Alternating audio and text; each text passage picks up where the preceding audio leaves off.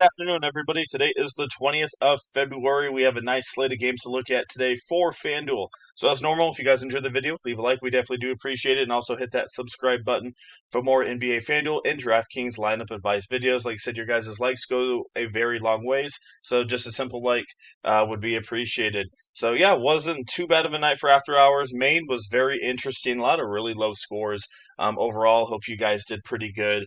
We win slight Indiana wise for Maine and didn't end up the greatest. Unfortunately, we had some injuries. But after hours for premium was pretty good for us. $100 on this one. It was at 317.4. They changed John Collins back to 41. Doesn't matter much. Didn't change the price. But yeah, like I said, late night at least was good. A little bit more competitive games. There's a lot of really bad blowouts early on in the early games. Orlando blew out Sacramento, but that was until the fourth quarter because Sacramento was hanging with them pretty well. Overall, pretty good lineup. Jokic sucked. I was really looking for leverage there because I know everybody was going to go either, yeah, Max, was it Maxi Renaud? Yeah, that's where everybody went to in the late nights, and I went to Precious Achua. So, but yeah, if you guys want to come join us, like I said, we have our main slate, which is $6 day pass. If you guys want to get the main slate, after hours, and express, all three of them, which is six lineups, that's only going to be $12 for the day. So if you guys want to just try us out for the day for every single slate that we offer, why not? As you can see, after hours last night was the good one. So Twitter and email will be in the comment section below. Click that link for Twitter. It will take you right to where Twitter. Give us a follow while you guys are there, and we will follow you guys back and message you guys. And like I said, you guys can message us. And like I said, email as well. Don't worry if you don't have Twitter, we can send you messages um, and lineups as well to email. So like I said, if you guys have any questions, let us know. So let's go dive into today's slate here. It's a little bit better slate than yesterday. I will say that. And but like I said, we'll have to see what a couple teams do here early on a back-to-back. All right, so the first game we're going to go look at is Indiana and Washington. I know they just played 231.5 here in this one. So yeah, I mean we'll have to see what's really going on. I mean, it's a back-to-back, so Indiana usually likes sitting their main dudes. So we'll see if Andrew Nembhard plays. I could see him playing here. He only played 21 minutes against Washington, and that was one of the guys that we had, unfortunately. He was very popular as well in cash games. Just did not do it. Six turnovers. Terrible. Probably one of the worst games of his career was last night. And of course, I picked him. So we'll see if he plays. Let's just say Nembhard sits. Quentin Jackson comes into play. Ethan Thompson comes into play. Jarris Walker is going to be really, really chalky. With Aaron Neesmith out, Kobe Brown could come into play. He's not like crazy great, but he can definitely get it done.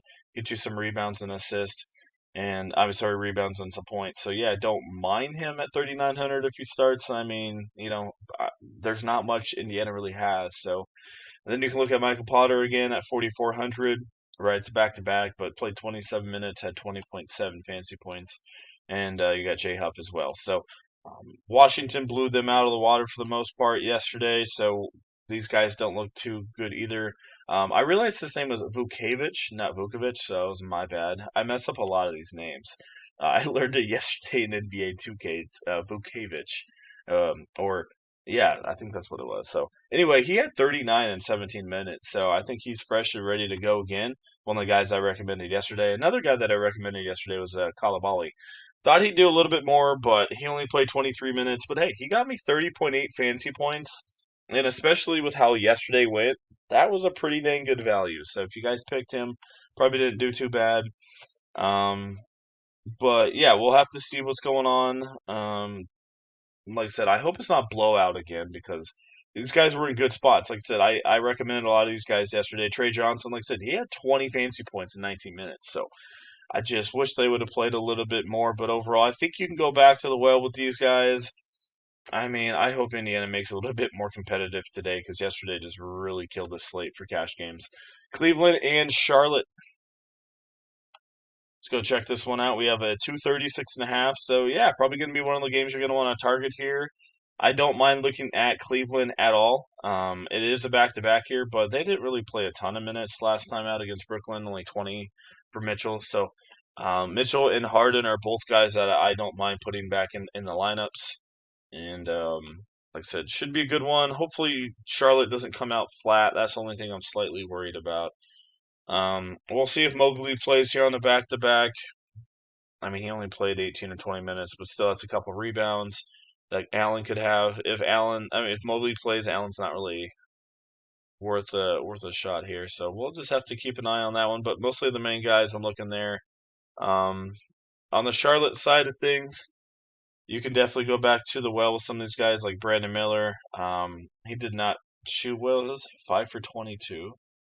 Oh my goodness. Okay. Well, at least he tried to shoot, right? So he might be able to get it here in a slightly easier matchup against Cleveland. Same as Con Upple. Don't mind going those guys. We'll see if LaMelo comes off the bench here on the back-to-back. They like doing that sometimes, so we shall see. But not too bad of a game to pick. Utah and Memphis. This one has a 235 and a 2.5. I think I just looked and it was, yeah, they just changed it. So, um, but yeah, this is absolute cash game. This is like pick and choose where you want to go here. Let's go look at the defense here for Utah real quick. And as you can see, defense really not that great. They're absolutely terrible everywhere. So Cam Spencer on my radar. If all these guards are out, Small, sorry, is going to be a really good GPP play. Javion Wells, Javion. Jalen Wells, he might be okay, but man, he always gets you about 22, 23. GG Jackson, I think, can definitely step up in this one. And if Kyle Anderson does start, I will definitely go back to Kyle Anderson.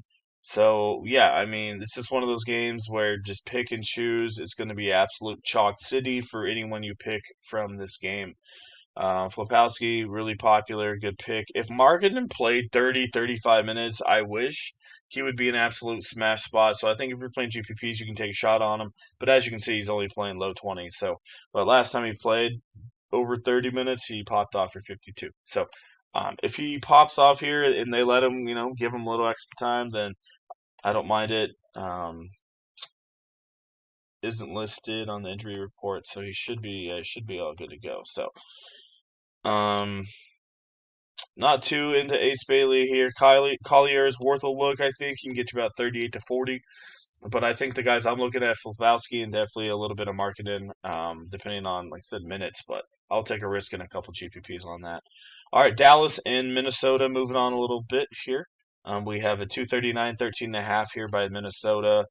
Yeah, I mean, where I'm targeting here is Rudy. Rudy is in a good spot here against Dallas, especially if Gafford's out. Dallas has been struggling all year against centers, so Rudy Gobert, Naz Reid are in really good spots, and also Dallas really bad against shooting guards. And you got Anthony Edwards. So if you want to spend up, you can get him in there. I am worried about the blowout concern, but if you're not, then there you go. Dallas side, Brandon Williams could be worth a look, and I think Marvin Bagley is worth a look. But that's only if Gafford out, but that's mostly it. But I really would rather go Rudy Gobert. Miami and Atlanta. We got a 245, 4.5, so definitely one of the highest ones on this slate. Haven't seen Miami in a while. Looks like Tyler Hero is back and ready to go. He's probably going to play about 20, 23 minutes, so just keep that one in mind. We'll have to see how the starting rotation goes. Um, but yeah, if Powell doesn't play, like I said, Wiggins is in a good spot no matter what. Maybe Yaquez gets a little bit of a bump. And maybe Bam gets a little bit of a revive here in the second half. So I don't mind targeting a couple of these Miami guys for obvious reasons, and same thing with Atlanta. The big thing with Atlanta, it is a back-to-back, so we'll see if they play every single one of their guys. I wouldn't be surprised maybe if a Okongwu comes up on the injury report, just because it's a back-to-back. Who knows? Maybe they want to keep him fresh, but if he is for some reason now, Jock Landale becomes one of the top plays. But if a Okongwu does play, then no worry to really play a lot of these guys here.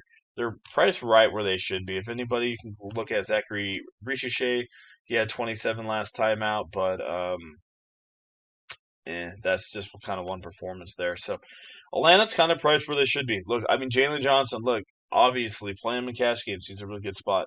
Alexander Walker, Dyson Daniels, right? They haven't been playing crazy great because of this dude right here, McCollum. You can take a shot with this guy, 6,100. He's been absolutely popping off. Even after the All-Star break, he had 39 against Philly. So, really good spot here for McCollum. Brooklyn and OKC in this one. We have a 212 and 18 and a half. My goodness. If Shea was in, it'd be like a 21. That's crazy. Okay, but I do think there's a little bit of value here. Nothing on Brooklyn I care about. Where I want to look at here is on the OKC side of things, right? Mitchell and Shea Gilgeous are still out, so a little bit thin still on the front court here. You can look at Jared McCain. Maybe he gets a little bit extra run here and some blowout minutes. Probably going to play about 21 to 25 minutes in this one. And like I said, you're more banking on him getting a little extra run, like 26, 27, if it's a blowout. Um, but he's someone that you could consider. Wallace is a consideration. Joe's probably the better play out of the three. He plays in the garbage time and regular minutes, so I think Joe would be the way to go at 4,400. Um, and I mean, if Aaron Wiggins starts, he's all right, but we'll have to see what they do. But not too much, obviously, on that OKC side. And Brooklyn, I'm not even going to look at. Sharp just screwed me yesterday, but who knows? He might have a pop off game today. All right, last game we're going to look at here is Milwaukee and New Orleans. We have a 223, 4.5. I think that 223 is slightly low. I know these guys play a little bit slower pace here, but I really don't mind looking at this game. Let's go look at the New Orleans defense here just real quick for you guys. And as you see, they struggle pretty well. Center, small forward, shooting guards, not great against.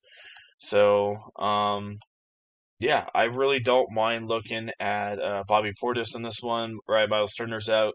If Jericho Sims starts, he's almost an easy free square. He's going to get you about 23, 24 fantasy points. They're going to have to play the dude massive minutes here, so I really like Jericho. And then the other one I want to look at is Kevin Porter, right? I mean, 93, I get it, but this dude's awesome. He's really good on the defense as well on fantasy wise. So really like putting in Kevin Porter for a 50 bomb in the late night that I don't think a lot of people will have him.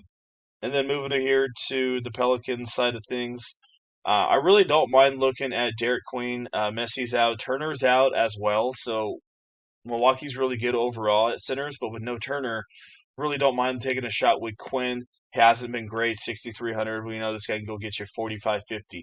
Another guy I want to look at here before we end it here is Jeremiah Fears. Have brought his minutes up last couple games before the All-Star break, and the one spot that Milwaukee does struggle is the point guard as well. So that's another guy that you can do kind of a buy low, 5,500. I wouldn't put all your marbles on him, but a couple of them for sure, and especially because Trey Murphy's out, so that gives a little bit extra boost here for him as well. And also a slight boost to guys like Sadiq Bey and Herb Jones.